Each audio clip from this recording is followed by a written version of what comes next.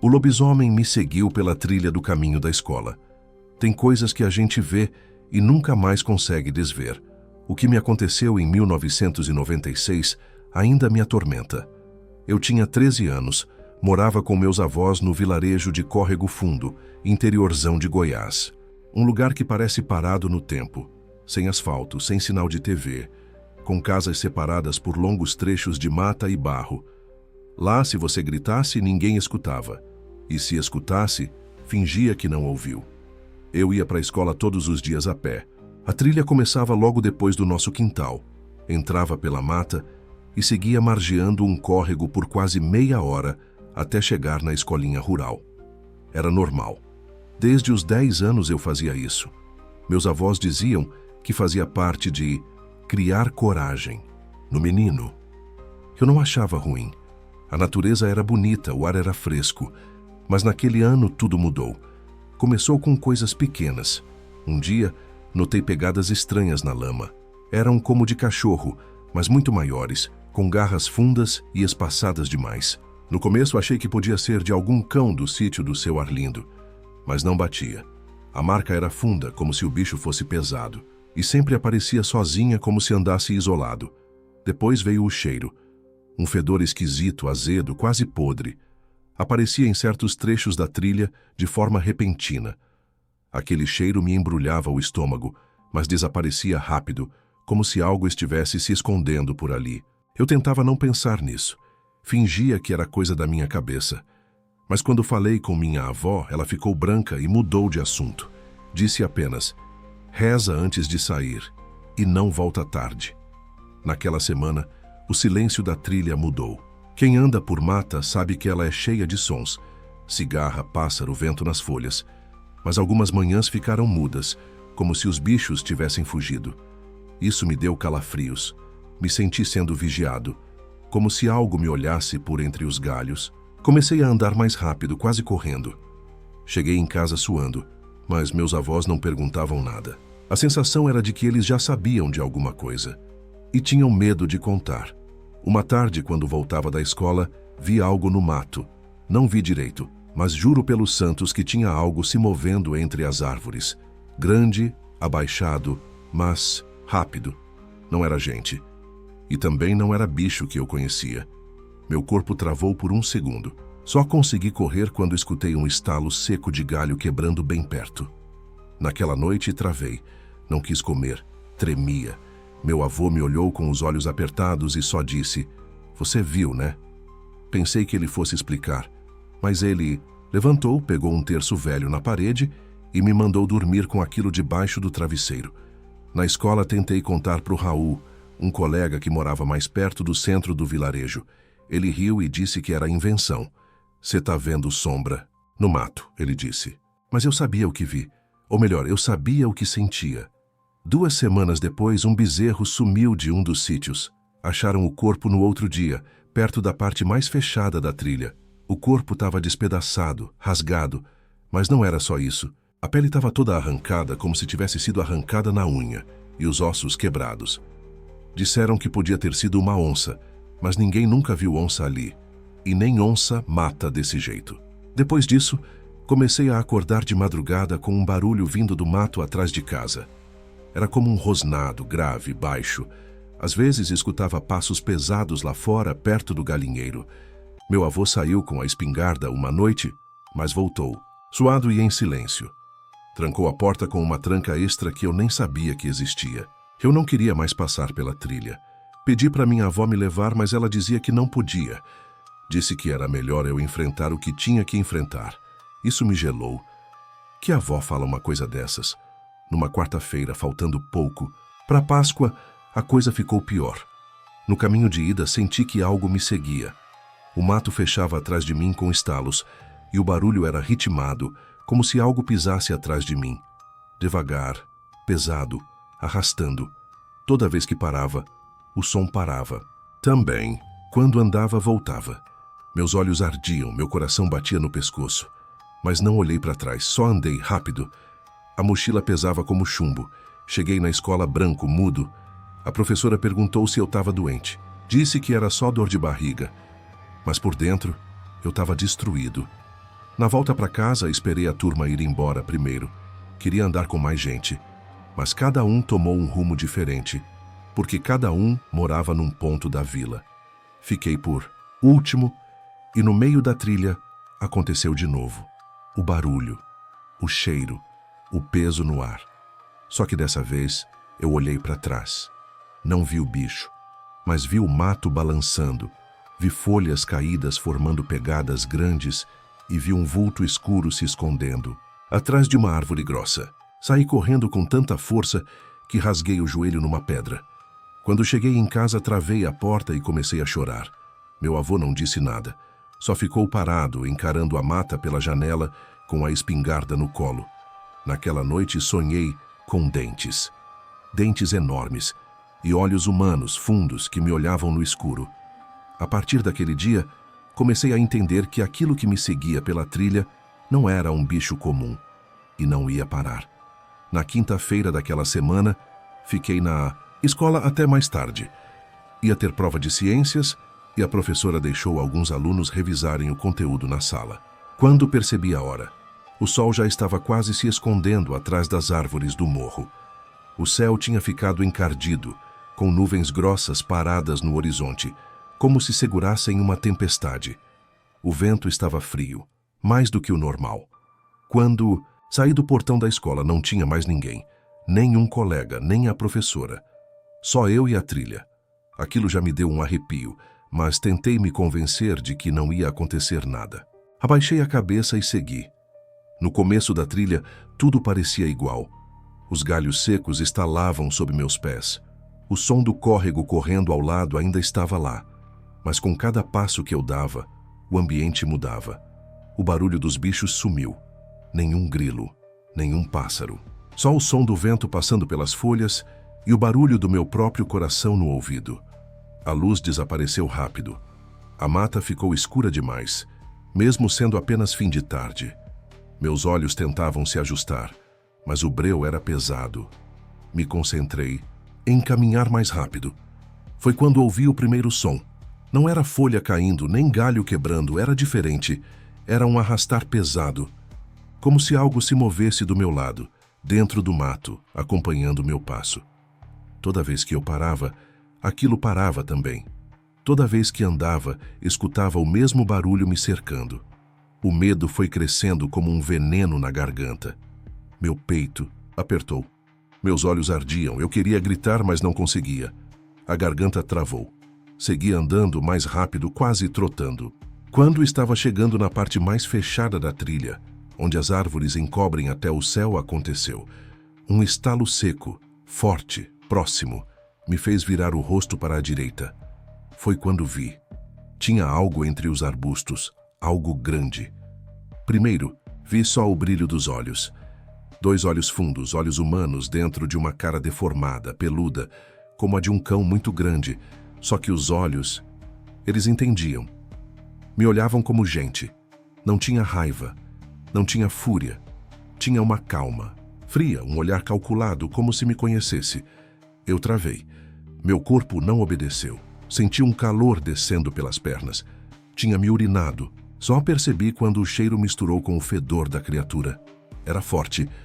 Um cheiro de carne podre, cachorro molhado e ferrugem. Então, ele saiu do mato. Não caminhava como bicho. Também não andava como homem. Ele se movia em 4 patas, mas com um jeito errado. O corpo era grande, peludo, os braços mais longos que as pernas, e os músculos saltavam por baixo da pele escura. A boca aberta exibia dentes longos e tortos. Tinha sangue seco nos pelos do pescoço.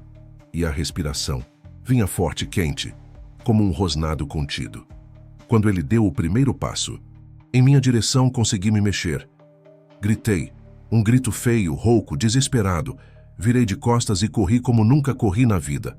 Mas a trilha era irregular. Escorreguei na lama, bati o braço num tronco, caí de cara. Me levantei sangrando. Corri de novo. Atrás de mim dava para ouvir os passos dele. Passos largos que afundavam o chão. Tentei gritar de novo, mas ninguém ia escutar ali. Ninguém ia aparecer. Me embrenhei pelo meio da trilha, tropeçando. com os olhos ardendo e o peito rasgando de tanto ar que faltava. Atrás, o som do bicho parou. Quando olhei para trás, ele já não estava lá. Mas eu sabia que ainda estava perto. Sentia o fedor, impregnando tudo ao meu redor. Cheguei em casa com os braços ralados, as pernas sujas de barro e o rosto inchado de tanto chorar. Minha avó me viu e desabou em prantos. Meu avô saiu do quarto e pegou a espingarda, mas ninguém me perguntou o que eu vi. Era como se já soubessem. Naquela noite não consegui dormir. Cada vez que fechava os olhos, via os dele. Aqueles olhos que pareciam ter alma de gente. Via a cara dele no escuro, no teto, nas frestas da janela. E o pior é que senti que ele ainda estava por perto. Passei a trancar a janela do meu quarto com cadeira e cômoda. Dormia com faca de cozinha debaixo da cama. Mas nada adiantava. O medo não ia embora. Ficava dentro da cabeça. Eu ia para a escola com o corpo no automático, com o estômago embrulhado. A cada passo na trilha, sentia que ele podia estar lá de novo. A professora dizia que eu estava pálido, que meu rendimento caiu. Meus colegas pararam de falar comigo. Achavam que eu estava ficando maluco. Talvez eu estivesse mesmo. Mas o que eu vi era real. Alguns dias depois, escutei uma conversa no bar do vilarejo. Tinha um velho, conhecido como Tio Nestor. Era um bêbado que vivia falando sozinho. A maioria das pessoas nem ligava para ele. Mas naquela noite, ele disse uma frase que me congelou por dentro. Tem sangue que carrega maldição. Tem gente que vira bicho e volta no outro dia como se nada fosse. Fiquei parado ouvindo sem piscar. Ninguém deu bola para ele, mas aquelas palavras me acertaram como uma pedra. Sangue de família. Ele disse isso, e na mesma hora lembrei da camisa que o lobisomem usava. Rasgada, sim, suja, sim, mas parecia tecido de roupa de gente. E se... Não podia ser. Eu não quis pensar nisso, mas o medo mudou de forma. Agora ele não vinha só da trilha. Ele começou a nascer dentro da minha própria casa. Era o último dia de aula antes das férias de julho. Eu tentava acreditar que aquilo tinha acabado. Que as semanas de terror, os barulhos no mato, os olhos me seguindo, tudo tinha sido um surto, um pesadelo prolongado. Eu queria muito acreditar nisso. Já fazia dias que não via nem ouvia nada. Meu avô tinha ficado mais calado que o normal, mas não teve mais nenhuma conversa, nenhuma pista, nenhum aviso. Acordei naquele dia com uma falsa leveza. Era como se meu corpo tivesse decidido que eu precisava de uma trégua, mesmo que minha cabeça gritasse o contrário. O céu estava limpo, o sol era tímido, mas presente. Fiz o caminho da escola sem ver nem sentir nada de estranho. Até as cigarras cantavam de novo. Me agarrei àquela sensação como quem segura uma corda fina sobre o abismo. As aulas terminaram. Mais cedo. Todo mundo saiu rindo, correndo, falando de pescaria, fogueira, festa junina. Eu fui o último a sair. Arrumei o material devagar, como se cada segundo a mais dentro da escola fosse uma proteção. Quando pisei na trilha, o céu já começava a mudar de cor. Nuvens cinzentas vinham do leste pesadas, fechando a luz do fim de tarde.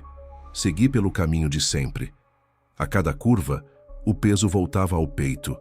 O mato parecia mais alto, o vento mais gelado. Ainda tentei convencer a mim mesmo de que era só imaginação. Que eu ia chegar em casa e rir de tudo isso, que comeria pão com leite quente. Minha avó perguntaria das notas, e meu avô estaria lá, sentado na cadeira de palha, do mesmo jeito de sempre. Mas quando cheguei na parte fechada da trilha, onde os galhos formam um túnel natural sobre a cabeça, o ar ficou diferente. Não era frio, era pesado, cheiro de mofo, de carne passada, de coisa morta. Aquilo me travou. Tentei seguir, mas os passos ficaram lentos. O mato do lado esquerdo se moveu. E não era o vento. Ouvi um estalo seco, depois outro, e então veio o som. Um rosnado grave, profundo, como se saísse de dentro da terra. Me virei. Não deu tempo. Ele pulou de dentro do mato, direto em cima de mim. O peso me esmagou contra o chão. O grito nem saiu. O ar foi arrancado dos meus pulmões. Garras cortaram meu ombro.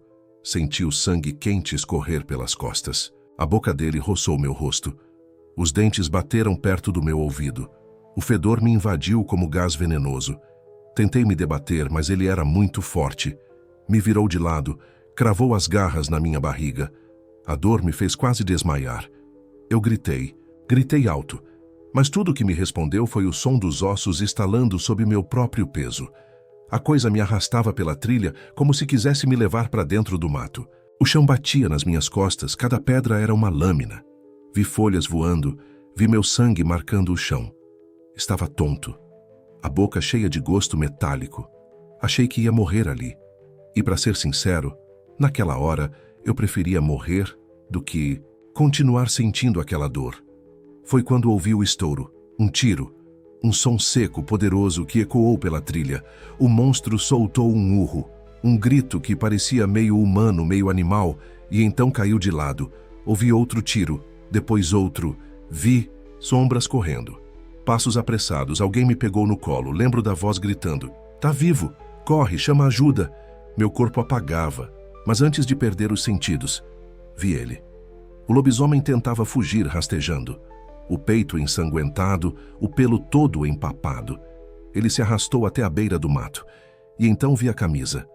Uma camisa velha, xadrez, rasgada, manchada de sangue, mas claramente reconhecível.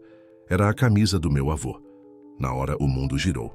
Eu queria acreditar que era engano, que era parecida, que era só uma peça de roupa velha como tantas outras. Mas eu conhecia aquela camisa. Era dele. Era a que ele usava nas tardes de domingo. Era a que minha avó lavava toda semana com sabão, de pedra, e pendurava na cerca. Eu apaguei. Acordei dias depois numa cama que não era a minha. O cheiro de remédio e sangue seco me cercava. Eu estava com o corpo enfaixado, cheio de pontos. O rosto latejava. As costelas doíam até para respirar. Minha avó estava sentada ao meu lado, os olhos inchados. Me segurou a mão e chorou. "Você tá vivo, Elias." "Graças a Deus", perguntei do meu avô. Ela desviou o olhar. "Ele foi buscar ajuda. Não voltou mais." Tentei levantar. O corpo não obedecia. Nos dias seguintes, ouvi sussurros. Gente que vinha me visitar sem me olhar nos olhos. Gente que dizia: "Esse menino viu coisa demais." Tio Nestor passou uma vez na porta e gritou: "Maldição de sangue." Eu avisei. Minha avó mandou ele calar a boca, mas não conseguiu esconder o tremor nas mãos.